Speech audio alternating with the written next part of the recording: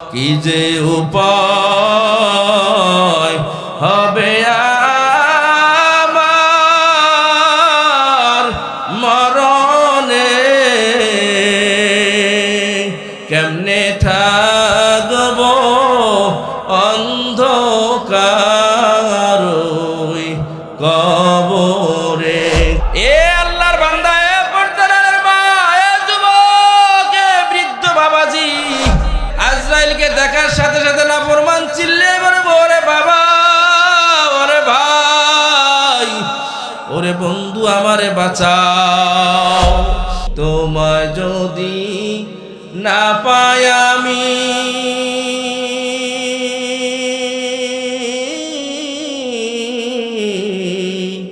জীবন হবে মরুভূমি। কবর এমন একটা ঘর, এই ঘরে শোয়া লাগবে, কোনো সন্দেহ নাই। তোমারই তালাশে আমি পাগল দিওয়ানা।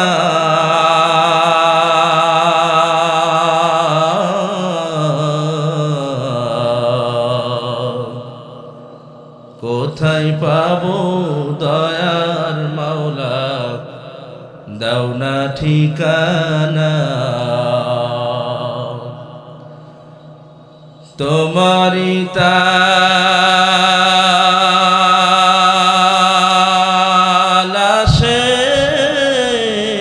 আমি পাগল দিওয়ানা।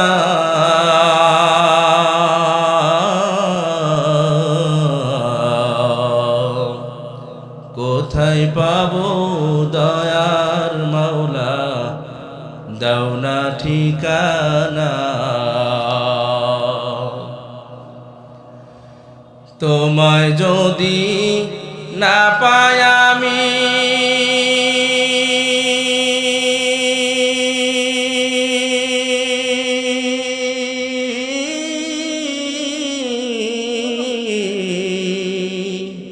জীবন হবে মরুভূমি।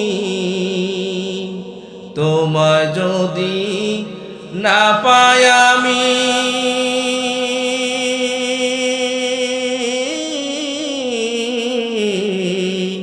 জীবন হবে মরুভূমি।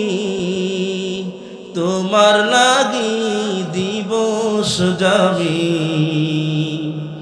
তোমার লাগি দিবস যাবি পাগল দিওয়ানা।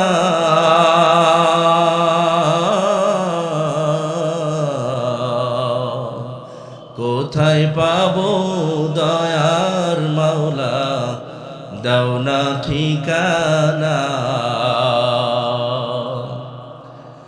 কত পাগল তোমার ঘরে,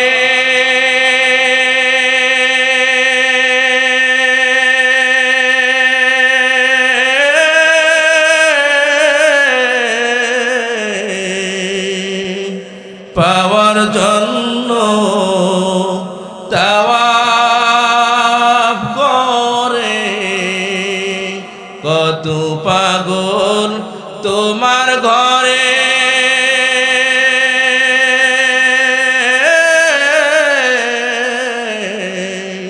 পাওয়ার জন্য তাওয়াফ করে। অধমেরে আপন করে, অধমেরে আপন করে, নাও মক্কা মদিনা।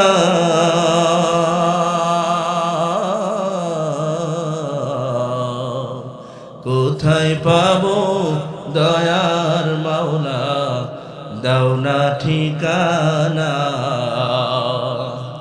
রোজা রাখি, ইফতার করি,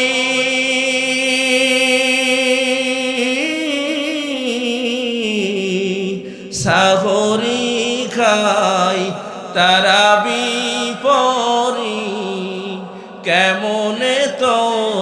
তোমাকে ধরি, কেমনে তোমাকে ধরি, দাও না ঠিকানা।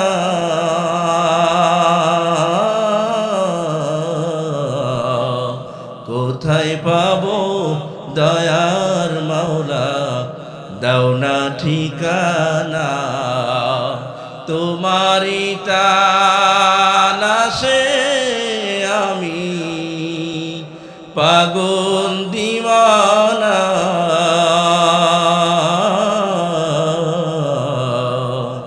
কোথায় পাবো দয়ার মাওলা, দাও না ঠিকানা। এ যুবক, এ বুড়া বাবাজি, পর্দার অন্তরালের মা, মাইকের আওয়াজ যাদের কানের মধ্যে যায় রে মা জননী, একটু কান লাগায়া শুনে নাও।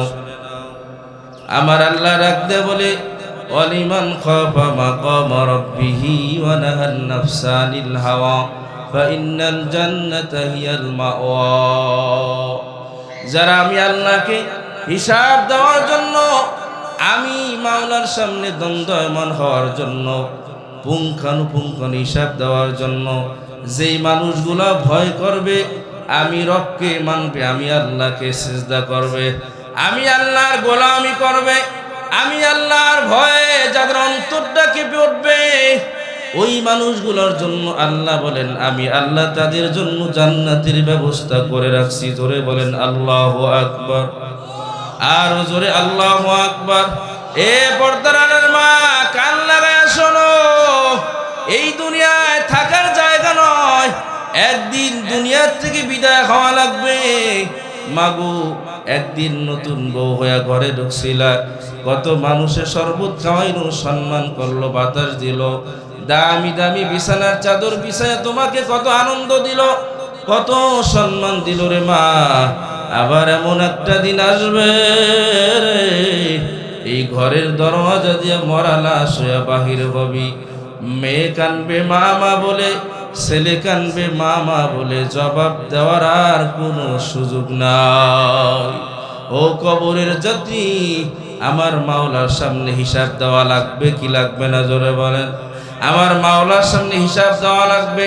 সুম্মা লাতুসআলুন্না ইয়াওমাইযিন আনিন নাঈম।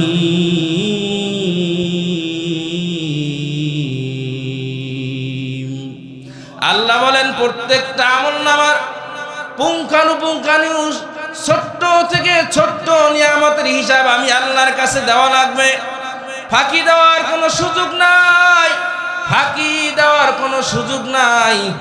আমি আল্লাহকে যদি মানতে পারো, তবে তোমার দুনিয়াও বাদশা হবে, আখিরাতের জগতেও বাদশা হবে। বন্ধু, আমার মাওলার মহব্বত নিয়ে যদি কবরে শোয়া যায়, মৃত্যুর বিছানায় শোয়া যায়, এই মৃত্যুর সময় আজরাইল তোমাকে এমন সুন্দর সম্মান করবে, বেহেশতের থেকে দামি দামি চাদর নিয়ে আসবে, সুগন্ধিওয়ালা রুমাল নিয়ে আসবে, ফেরেশতারা সারিবদ্ধভাবে দাঁড়ায় থাকবে। আজরাইল এসে সম্মানের সাথে সালাম দিবে। কে বলে? আমি আজরাইল। আজরাইলের নামটা শোনার সাথে সবাই একটু ঘাবড়ায় যাবে। আজরাইল ডাকতে বলবে, বান্দা তোমার ঘাবড়ানোর কিছু নাই, আমার মাওলা তোমার উপরে রাজি খুশি হয়ে গেছে। কারণ কি? আমি আসিয়া দেখলাম তোমার জবানের মধ্যে মাওলার জিকির, তোমার শরীরের মধ্যে নবীর আদর্শ, তোমার সব জায়গায় আমার নবীর পয়গম্বরের আদর্শ ভরা। আমি আল্লাহর সাথে তোমার বান্দার সাথে কেমন যেন একটা গভীর সম্পর্ক হয়ে গেছে। আমার আল্লাহ ডাকতে বলছে, আজরাইল, আমার বান্দার যেন রুহু কবজ করায় কষ্ট না হয়। আমার মাওলা যেহেতু হুকুম দিয়ে দিছে, আর তোমার কোনো টেনশন নাই, তোমার কোনো ভয় নাই। আমি আজরাইল তোমার রুহটা এমন ভাবে কবজ করব। পয়গম্বর বলেন, একটা ছোট্ট বাচ্চা যেমন দুধ খাইতে খাইতে মায়ের কোলে ঘুমায় যায়, কখন ঘুমায় মাও জানে না, বাবাও জানে না, সন্তানও জানে না, ঠিক আজরাইল নেককার আল্লাহওয়ালা বান্দার রুহু এমন ভাবে কবজ করবে, মনে হয় যেন একটা ছোট্ট বাচ্চা দুধ খাইয়া ঘুমায়া পড়ছে। এমন ভাবে জানটা কবজ হয়ে যাবে, কেউ তার পর্যন্ত পাবে না। কারণ কি বন্ধু? আজরাইলের থাবা বড় মারাত্মক, আজরাইলের থাবা বড় মারাত্মক। এই মরণ এমন একটা শরবত, সবাইকে একদিন পান করা লাগবে, ঠিক কিনা জোরে বলেন। মৌত কাসেব কুল্লু নাসিন সারেবুন, কবর বাইতিন কুল্লু নাসিন দাখিলুন।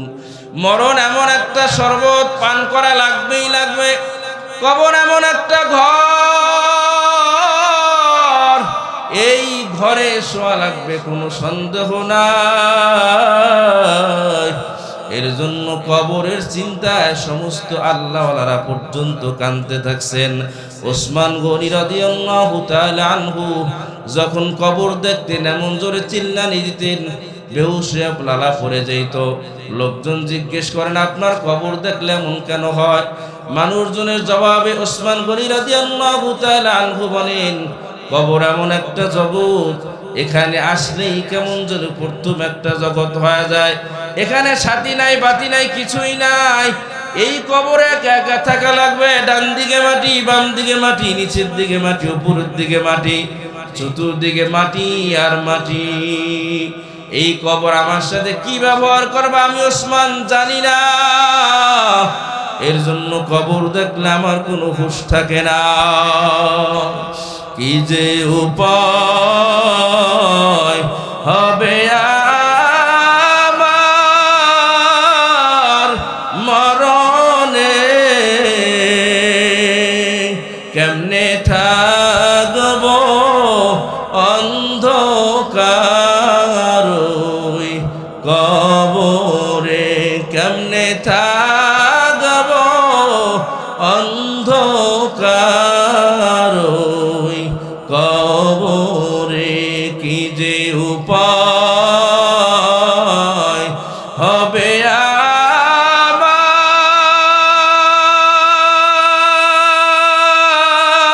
আমার মরণে, কেমনে থাকব অন্ধকার কবরে, কেমনে থাকব অন্ধকার কবরে। কবর এমন ভয়ঙ্কর মাটির ঘর, ওই কবরে নেকি সারা সবই পর, ওই কবরে নেকি সারা সবই পর। হেলায় হেলায়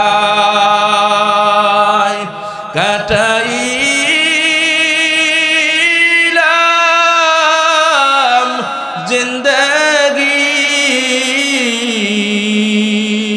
হেলায় হেলায়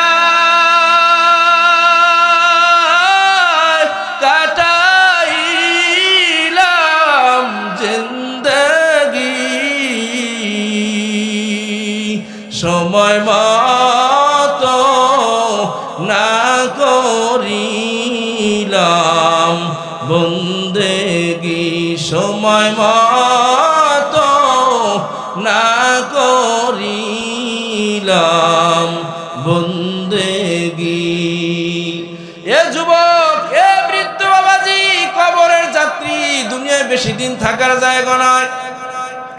আমার আল্লাহ ডাক দে বলে, আমি মাওলার সাথে বন্ধুত্ব করো, আমি মাওলার সাথে সম্পর্ক করো। আমি আল্লাহর সাথে যদি সম্পর্ক করতে পারো, দুনিয়াও তুমি লাভবান, আখিরাতের জগতেও লাভবান। আলা ইন্না আউলিয়াউল্লাহি লা খাউফুন আলাইহিম ওয়া লা হুম ইয়াহজানুন।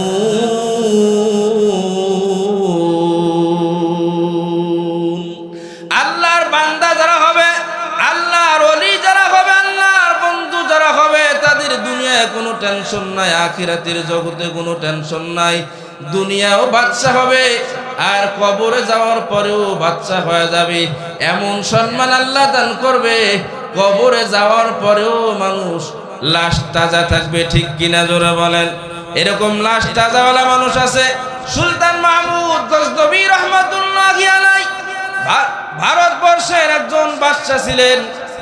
দুনিয়াদার যেমন বাদশা থাকে, দুনিয়াদারের আবার এরা আল্লাহর ওলি সাধারণত হয় না, কিন্তু ভারতবর্ষের মধ্যে যারা বড় বড় মুসলমান বাদশা ছিলেন বেশিরভাগই ছিলেন দুনিয়ার বাদশা এবং আল্লাহর ওলি ছিলেন সবাই বেশিরভাগ। এর মধ্যে সুলতান মাহমুদ গজনবী রহমাতুল্লাহ আলাইহি ভারতবর্ষের মধ্যে একজন দামি মানুষ ছিলেন, একজন শাসক ছিলেন। এই সুলতান মাহমুদ গজনবী রহমাতুল্লাহ আলাইহি এমন মানুষ ছিলেন, তিনি আল্লাহ ওয়ালাদেরকে বড় সম্মান করতেন, তলবে ইলমদেরকে বড় সম্মান করতেন। আল্লাহ ওয়ালা নামাজি মানুষ, নেককার মানুষ, আল্লাহর বান্দাদেরকে বড় শ্রদ্ধা করতেন, সম্মান করতেন। এই আল্লাহর বান্দা সুলতান মাহমুদ গজনবী রহমাতুল্লাহ আলাইহি ইন্তেকালের পরে 100 বছর পরে কবর ভেঙে গেছে। ভেঙে যাওয়ার পরে লোকজন তাকায় দেখে এখনো লাশ তাজা আছে। জোরে আল্লাহু আকবার বলেন, আর জোরে আল্লাহু আকবার। 100 বছর পরে সুলতান মাহমুদ গজনবী রহমাতুল্লাহ আলাইহি লাশ তাজা ছিল। কারণটা কি? তিনি দুনিয়াদার ছিলেন না, আল্লাহর ওলি ছিলেন, ঠিক কিনা জোরে বলেন। এর জন্য ভারতের যতগুলারা বাচ্চা ছিলেন বেশিরভাগ বাচ্চা ছিলেন আল্লাহওয়ালা। বাদশাহ আলমগীর রহমাতুল্লাহ আলাইহি নাম শুনছেন, ফতুয়া আলমগীর যার নামে ফতুয়া হয়ে গেছে। এই বাদশাহ আলমগীর রহমাতুল্লাহি আলাইহি আল্লাহর একজন বান্দা ছিলেন, যেমন দুনিয়ার শাসক ছিলেন তেমন আল্লাহর ওলি ছিলেন। এই বাদশাহ আলমগীর রহমাতুল্লাহ আলাইহি দিনের মধ্যে মন্ত্রী পরিষদদেরকে নিয়ে কাজ করতেন, আর রাতের বেলায় বাদশাহ আলমগীর রহমাতুল্লাহি আলাইহি পাশের জঙ্গলের গাছের নিচে বসে আল্লাহর ইবাদতের মধ্যে লিপ্ত থাকতেন। দিনের বেলায় সবাইকে নিয়ে রাজপ্রাসাদে কাজ করতেন, আর রাতের বেলায় বাগানের পাশে জায়নামাজ বিছায় রাতের বেলা আল্লাহকে সময় দিতেন। আর ডাক দিয়ে বলতেন, মালিক, দুনিয়ার কাজের জন্য দিনে তোমাকে সময় দিতে পারি না, কিন্তু আমি বাদশাহ আলমগীর তোমার জন্য রাত্রটাকে নির্ধারণ করে রাখছি। মালিক তুমি কষ্ট পায়েন না আল্লাহ। এই বলে তিনি রাত্রে সারা রাত্রে ইবাদতের মধ্যে কাটায় দিতেন। এমন একজন শাসক ছিলেন এই বাদশাহ আলমগীর রহমাতুল্লাহ আলাইহি। একদিন এরকম এশারের নামাজের পরে সারাদিন কাজকর্ম সেরে এশার নামাজ পড়ে যখন এই জঙ্গলের ওই গাছের নিচে বসে যায় নামাজ বিছায় নামাজ আদায় করতেছিলেন, এই নামাজে দাঁড়ায়া সূরা ফাতিহা তেলাওয়াত করতেছিলেন।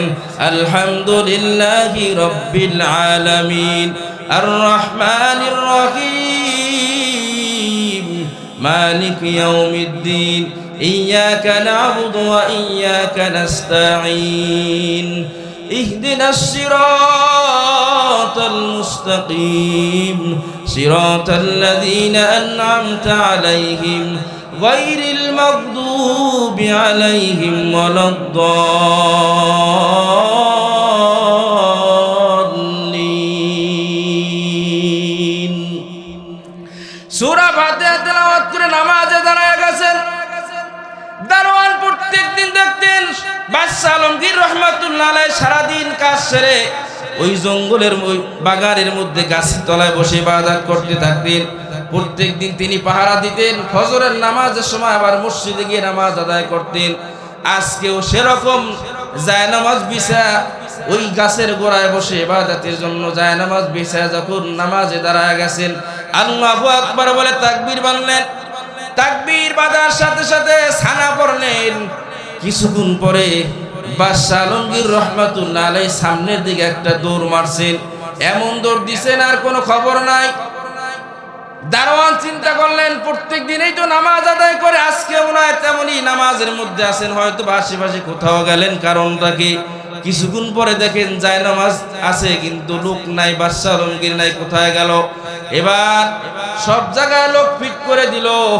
মন্ত্রী পরিষদ সবাইকে সংবাদ দিয়ে দিল, তোমরা একটু দেখো দি বাদশাহ আলমগীর কোথায় গেছে। প্রত্যেক দিন এখানে দাঁড়ায় নামাজ আদায় করতেন। সবাই খোঁজাখুঁজি, বাগানের চতুর্পাশে খোঁজাখুঁজি শুরু হয়ে গেল, কোথাও বাদশাহ আলমগীর রহমাতুল্লাহ আলাইহি নাই। এখন সারা বাদশাহ সব জায়গায় সংবাদ হয়ে গেল, সমস্ত এলাকার মধ্যে লোক নামায় দেওয়া হয়েছে, সব জায়গায় খোঁজাখুঁজি করো, পুরা রাজপ্রাসাদ তল্লাশি শুরু হয়ে গেল, কোথাও বাদশাহ আলমগীর রহমাতুল্লাহ আলাই নাই। এরকম খুঁজতে খুঁজতে গভীর রাত্র হয়ে গেল। এবার সবাই সিদ্ধান্ত করলো, এবার মনে হয় বাদশাহ আলমগীর দুনিয়ার মধ্যে নাই, মারা গেছে। ফজরের সময় সংবাদ দেব বাদশাহ আলমগীর আর দুনিয়ায় নাই। এবার সবাই মিলে খোঁজাখুঁজির পরে সারা রাত্র খুঁজতে খুঁজতে অস্থির হয়ে গেছে। যখন ফজরের আজান দিল, এবার মসজিদে গিয়ে বলবে যে বাদশাহ আলমগীর আর দুনিয়ায় নাই। ফজরের আজানের পরে ওই খাদেম, ওই দারোয়ান যখন মসজিদের গেটে গেছে, মসজিদে গেটে যাওয়ার পরে মসজিদে ঢুকলো, ঢোকার সাথে সাথে দেখে বাদশাহ আলমগীর রহমাতুল্লাহ আলাই সামনের কাতারে নামাজে দাঁড়ায় গেছে। আল্লাহু আকবার বলেন জোরে। এ আল্লাহর বান্দা, এ পর্দার মা, এ যুবক, এ বৃদ্ধ বাবাজি, বেশি দিন দুনিয়ায় থাকা যাবে না। আল্লাহর ওলি হইলে দুনিয়ায়ও শান্তি, আখিরাতেও শান্তি, ঠিক কিনা জোরে বলেন। বাদশাহ আলমগীর রহমাতুল্লাহ আলাই এবার নামাজে দাঁড়ায় গেছেন। দারোয়ান দেখলো তিনি নামাজ আদায় করলেন। নামাজের পরে দারোয়ান ডাক দিয়ে বলেন, বাদশাহ জনাব, কালকে রাত্রে প্রত্যেকদিন ওখানে নামাজ আদায় করেন, কালকেও দাঁড়ায় নামাজ পড়তেছিলেন, হঠাৎ করে আপনাকে আর দেখা যায় না। পুরা রাজপ্রাসাদ তল্লাশি শুরু হয়ে গেল, কোথাও বাদশাহ আলমগীর নাই। এবার বাদশাহ আলমগীর রহমাতুল্লাহ আলাই ডাক দিয়ে বলে, বাবাজি, আমি জীবিত অবস্থায় কারো কাছে তুমি বলবা না, আমি প্রত্যেক দিনেই নামাজ আদায় করি, ওখানে দাঁড়ায় যখন নামাজ আদায় করি, আজকেও নামাজে দাঁড়ায় গেলাম, যাই নামাজের মধ্যে দাঁড়ায় যখন আল্লাহু আকবার বলে তাকবীর মারলাম, সানা পড়লাম, সূরা ফাতিহা শুরু করলাম, ফাতিহা শুরু করতে না করতেই জান্নাতের নিয়ামতগুলো আমার সামনে হাজির হয়ে গেছে। আল্লাহু আকবার বলে আমি দেখি জান্নাতের নিয়ামতগুলো আমার সামনে হাজির। আমি জান্নাতের নিয়ামত দেখে সহ্য করতে পারি নাই, এমন একটা দৌড় মারছি, পরে কি হয়েছে আমি নিজেও জানি না। আল্লাহু আকবার বলে। এই হলো আল্লাহর বান্দা, দুনিয়ার বাদশাও ছিলেন, আল্লাহর ওলিও ছিলেন। এরকম আল্লাহর বন্ধু হয় যদি কবরে যাইতে পারো, দুনিয়াও তোমার শান্তি, আখিরাতের জগতে, কবরের জগতে আমার মাওলা মাটিকে বলবে, মাটি, আমার বান্দার চামড়া তো দূরের কথা, কাফনের কাপড় পর্যন্ত স্পর্শ করবি না। এর জন্য সময় বেশি দিন নাই, একদিন না একদিন দুনিয়া থেকে বিদায় হওয়া লাগবে, কোনো সন্দেহ নাই। এর জন্য আল্লাহ বলেন, ওয়ালিমান খাফা মাকামা রাব্বিহি ওয়া নাহান নাফসা আনিল হাওয়া ফাইন্নাল জান্নাতা হিয়াল মাওয়া। আমি আল্লাহর সামনে দাঁড়ানোকে যারা ভয় করে, আমি আল্লাহর সামনে দাঁড়ানোকে যারা ভয় করে, এই ভয়ের কারণে যারা গুনাহ করে না, আল্লাহর মহব্বত করে, আল্লাহকে ভালোবাসে, আমি আল্লাহ তাদেরকে ডাইরেক্ট জান্নাতের মেহমান বানায় দেব। জোরে বলেন আল্লাহু আকবার। এই জন্য বন্ধু, সময় বেশি দিন নাই, ঠিক কিনা বলেন? আজ আসি কাল নাও থাকতে পারে, ঠিক কিনা জোরে বলেন? এই জন্য মাওলার জিকির সবসময় জবানে রাখা লাগবে। লাগবে কি লাগবে না জোরে বলেন? মাওলার নাম জপিবি কবে, সময় গেলে ও তোর যৌবন ফুরাবে, কাফন পড়বে, যৌবন ফুরাবে, কাফন পড়বে, সাদের এই দেহে রে, সময় গেলে মাওলার নাম জপিবি কবে, সময় গেলে। নাম ডাকছিলেন মূসা নবী,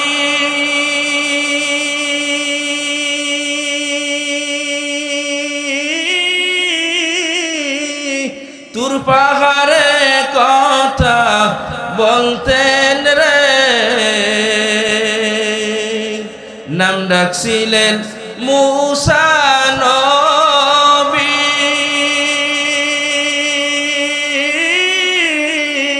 মাওলা দেখতে চাইলেন তিনি রে,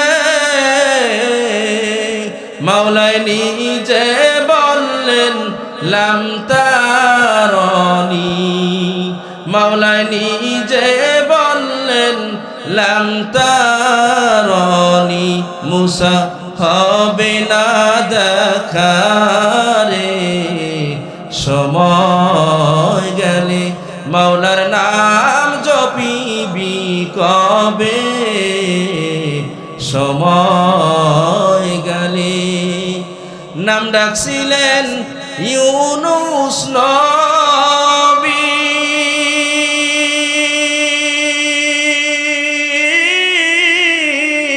পানির নিচে রইলেন ডুবি রে নাম ডাকছিলেন ইউনুস নবী পানির নিচে রইলেন ডুবি রে পানির নিচে থাইকাও নবী পানির নিচে থাইকাও নবী মাওলার নাম ভুলিলেন না রে সময় গেলে মাওলার নাম জপিবি কবে সময় গেলে উত্তর যৌবন ফুরাবে কাফন পড়বে যৌবন ফুরাবে কাফন পড়বে সাদের এই দেহে রে সময় গেলে মাওলার নাম জপিবি কবে সময় গেলে লা ইলাহা ইল্লাল্লাহ লা ইলাহা ইল্লাল্লাহ লা ইলাহা ইল্লাল্লাহ লা ইলাহা ইল্লাল্লাহ ইল্লাল্লাহ লা ইলাহা ইল্লাল্লাহ লা ইলাহা ইল্লাল্লাহ লা ইলাহা ইল্লাল্লাহ লা ইলাহা ইল্লাল্লাহ লা ইলাহা ইল্লাল্লাহ মুহাম্মাদুর রাসূলুল্লাহ। এর জন্য বন্ধু গরিবও থাকবে না, রিস্কানও থাকবে না, ঠেলাওয়ালাও থাকবে না, সবার সামনে একদিন আজরাইল হাজির হওয়া যাবে। বাবাজি বড় লোক নাই, ধনী নাই, গরিব নাই, একবার যার বাড়ির সামনে আজরাইল করা নাড়া দিবে, একবার বাড়ির সামনে যার একবার আজরাইল হাজির হয়ে যাবে, দুনিয়ার সমস্ত মানুষ মিলে যদি মিছিল দেয় ফিরানো যাবে কিনা? কোনো রাস্তা নাই, ফিরানোর কোনো রাস্তা নাই। আজরাইল যার বাড়ির সামনে আসবে, সমস্ত মানুষ মিলে যদি একটা বিশাল প্রাসাদ বানায়, একটা বিশাল ওয়াল দেয়, এই ওয়াল আজরাইলকে রক্ষা করা যাবে না, ঠিক কিনা? টাকা দিলে আজরাইলকে, টাকা দিয়ে আজরাইলকে কিছু করা যাবে না, ঘুষ দিয়ে কিছু করা যাবে না, আজরাইলকে পাম পট্টি দিয়ে কিছু করা যাবে না। আজরাইল এমন এক জিনিসের নাম, একবার যার বাড়ির সামনে আসবে তাকে নিয়েই যাবে, কোনো সন্দেহ নাই, ঠিক কিনা? এর জন্য নাক্কারের সামনে যখন আজরাইল হাজির হয়ে যাবে, আরে কত সুন্দর তার সামনে ব্যবহার করবে। কিছুদিন আগে ফেসবুকে দেখছেন জব্বার হাওলাদার, যিনি এক সময় গান করতেন, পরে আল্লাহ তাকে হেদায়েত দিয়েছেন, তিনি এখন ইসলামী সঙ্গীত লেখছেন। এটা সবাই সব জায়গায় প্রচার করে, শুনছেন কি শোনেন নাই? বাড়িওয়ালা নাই রে বাড়ি, নাই রে দুনিয়াতে, এই গজল শুনছেন কি শোনেন নাই? কারা কারা আল্লাহু আকবার জোরে, লিল্লাহি তাকবীর, লিল্লাহি তাকবীর। এই বাড়িওয়ালা নাই রে বাড়ি, নাই রে দুনিয়াতে, এই গজলের লেখক আব্দুল জব্বার হাওলাদার ফেসবুকে ছবি দিছে, এমন সুন্দর চেহারা, মনে হয় যেন ঘুমায়া রইছে। আহা, চোখেরই পলকে তুমি হতে পারো লাশ, চিরদিনই বন্ধ হবে তোমারই নিঃশ্বাস। চোখেরই পলকে তুমি হতে পারো লাশ, চিরদিনই বন্ধ হবে তোমারই নিঃশ্বাস, তোমারই নাম হবে আলান মসজিদের মাইকে।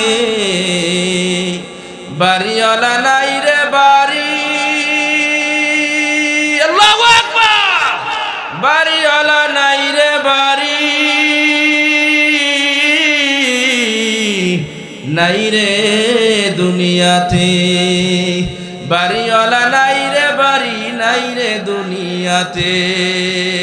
এক সময় অনেক গান লেখছে, নিজে সুর করছে, বাদ্য দিছে, কিন্তু চরমনার আল্লাহ ওয়ালির সোহবতে এই বয়ান শোনার পরে আমার মাওলা তারে এমন হেদায়েত দান করছে, আর জীবনে কোনোদিন গান লেখেন নাই, শুরু করেন নাই, এমন সঙ্গীত লিখে গেছেন সমস্ত মানুষের মুখে মুখে, ঠিক কিনা? কয়েকদিন আগে দুনিয়ার থেকে বিদায় হয়ে গেছে, ফেসবুকে চেহারা দিয়ে ছবি দিয়ে দিয়েছে ইন্তেকালের পরে, মনে হয় যেন লোকটা একেবারে ঘুমায়া রয়েছে। কি নেককার না গুনাহগার? বুঝা গেল নেককার মানুষ। এর জন্য নেককারও থাকবে না, গুনাহগারেরাও থাকবে না। বন্ধু, গুনাহগারের সামনে যখন আজরাইল হাজির হয়ে যাবে, মাথা আসমানে জমিনে পাও। দাকায়েকুল আকবার কিতাবের মধ্যে ইমাম গাজ্জালী রহমাতুল্লাহি আলাইহি বলেন, এ দুনিয়ার মানুষ, আজরাইলের 4টা মুখ হবে।